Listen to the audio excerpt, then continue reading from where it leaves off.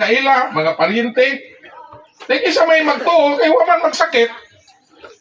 Ang nahibala na lang pagkaugma, namatay na. Nakaroon kung si Paul, wa siya maandam. Nya matag usa nato giingon sa Biblia, muatubang man sa hukmanan ni Kristo. Maghatag man tag husay, matag usa. Di si Paul, igabot sa hukmanan, pag-abot sa panahon, makadeclare siya, nga naman. Ba siya, gikan mo pa'y paggawas niya, gikan gyud sa training sa PTO.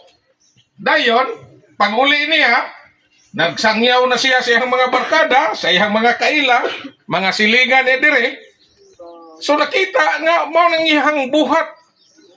So katong unong katuig, mao to'y preparation sa Ginoo nga giumulan siya, gitilugan siya sa Dios before siya gipapahulay.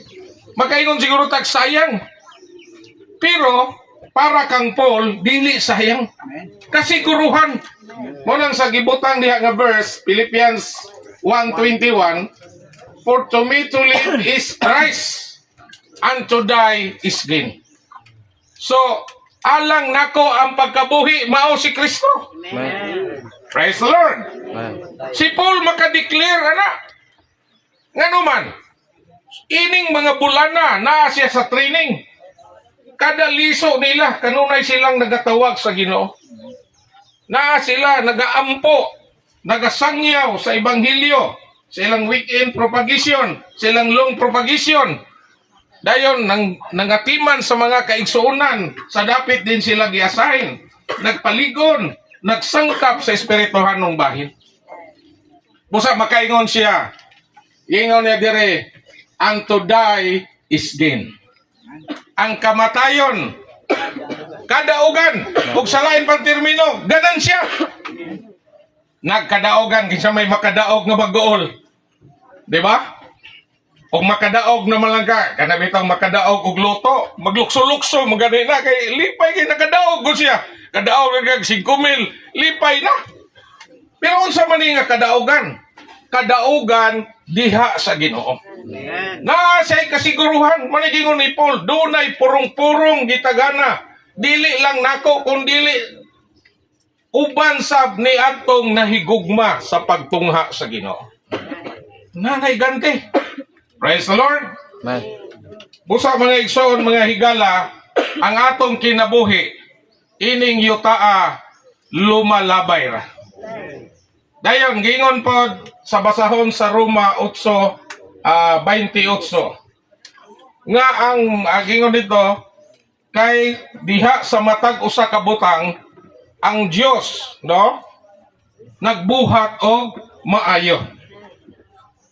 Diha sa matag usa ka butang, ang Dios unsa man naghimo siya kaayuhan, masig katabang alang niadtong nahigugma kaniya.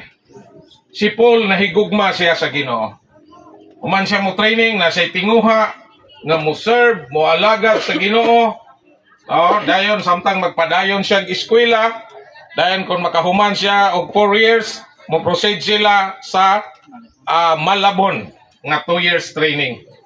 Kini siya para sa espirituhanon nga bahin, mga igsoon. So dalaygon kayo ang Ginoo nga makaamgo ta, maniguro ta, mangandam ta. Kung sa kalibutan man daghang kairong offer, no? Mga insurance. Mubayad ka, aron nga mamatay ka, na nakay libreng lungon, nakay financial assistance nga madawat. Pero diha sa Ginoo, unsa may atong andamon, unsa may atong pangandaman, mo na kinahanglan tay assurance, doon na tay kasiguruhan, na nigbalik sa Ginoo. Siya diyang matubang tasokmanan sa Ginoo.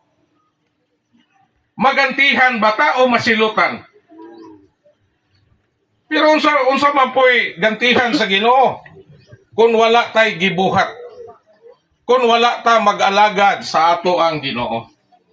Pero unsaon man po nato sa pag-alagad sa atong Ginoo kung si Kristo wala nato papuy-a sa atong kasing-kasing?